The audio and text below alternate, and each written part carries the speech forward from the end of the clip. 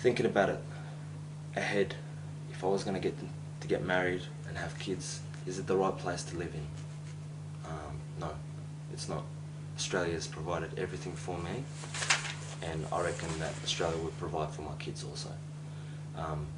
Once, hopefully, all the wars ends and everybody could actually shake hands and decide that we're only human, yes, I would love to. But besides from that, I won't. Beautiful, beautiful.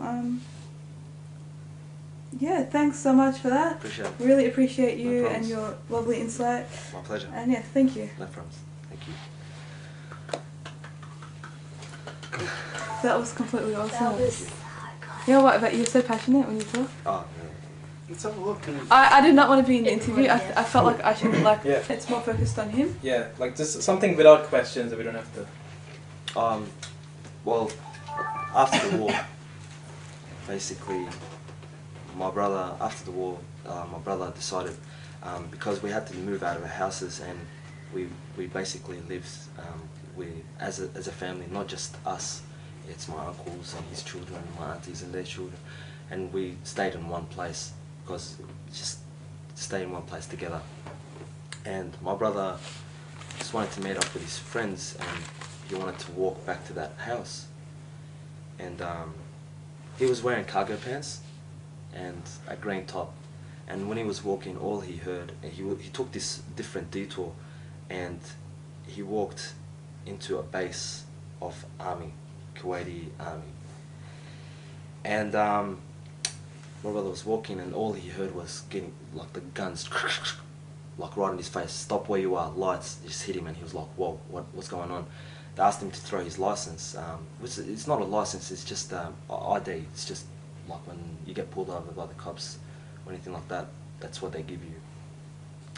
And they said to him, throw it over, don't move, throw it over. So he threw it over, and they looked at it, and they go up to him, oh, you're Palestinian.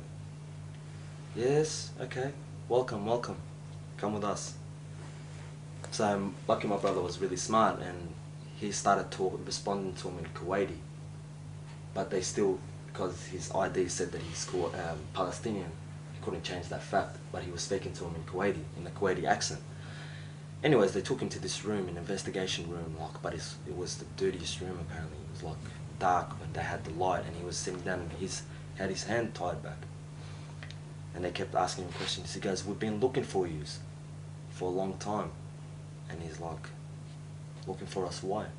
And they go, you'll say why. And he's still speaking to him in a Kuwaiti accent. Until they had a discussion, and like he was saying some foul stuff about our family and mum. I don't want to repeat it, but anyways, he was saying some foul stuff. And then one soldier just popped out of nowhere, and he said, you're speaking in a Kuwaiti accent. Where are you from, really? He goes, I'm Palestinian, my mum's Kuwaiti. And the soldiers, all of them flipped, and they were like, you should have said that from the start, dude. We would have let you go. And if my brother didn't play that role, he wouldn't have been here. So that's the story. That's how major it was. That's how extreme it was to that point. Damn. Like they were being so sarcastic about it. Very sarcastic about it. Yeah, we've been looking for you, you know. But little did my brother know what was going to happen. But thank God he spoke to him in that Kuwaiti accent, so. In order to survive. Yeah. So that's the story. Any other stories? Not on top of my head at the moment. Your parents, maybe? My parents. I can't remember them really. Like my parents. There's heaps of stories. I can't think of one right on top of my head. Fair enough. Any stories you have of yourself? Me overseas. I remember the day that war started.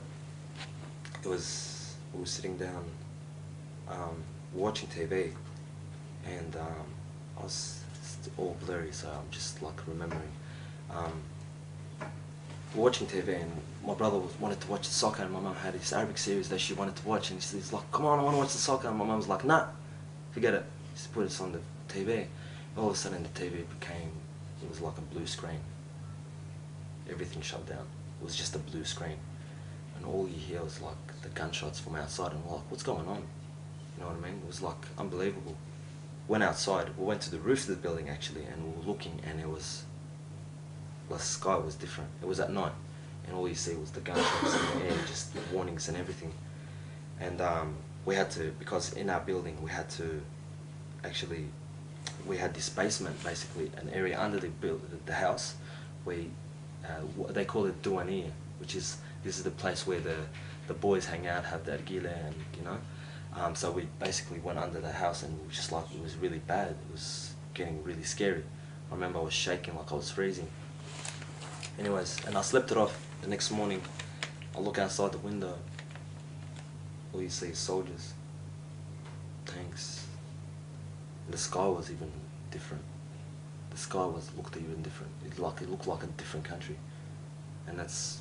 How did you feel? Was it mixed emotions or? I didn't know what to think because I was a kid. I was like, what's this? What's happening? I know wars because I was watching Rambo cartoons, you know, like, that's all I know. I don't know if it's going to happen to me. I didn't know it was going to happen to us, so I didn't know what to think. I didn't know. I was like, what's happening? And I remember I was looking outside. This is probably the scariest thing I've seen. It had nothing to do with violence, but it was when I looked outside the balcony and down our road, you see like thousands of soldiers marching down that road. Just marching down that road, and it was freaky. It was the scariest thing. Yeah, I remember that. What did your parents tell you at that point? I wouldn't remember what my parents told me, but I remember my parents clearly advising, that's the only thing I remember clearly, advising nobody get out of the house. No one was to get out of the house. My dad had to do runs to get breads, like full-on runs in his car to get bread and come back. And yeah, it was very scary. How long did that go on for before you finally decided that you had to flee the country? We stayed basically because it would have been hard to actually leave the country when it's time of war. We stayed a year, like basically after the war finished. We stayed another 2 years another year thinking about what we're going to do, and another year planning to leave the country. And that's, so in end of 93, that's when we left the country. So yeah, that's when we decided. It was awesome. Beautiful. Best decision my parents have made. Beautiful. Thank you. Awesome. That was really good. All right, with no battery and no battery.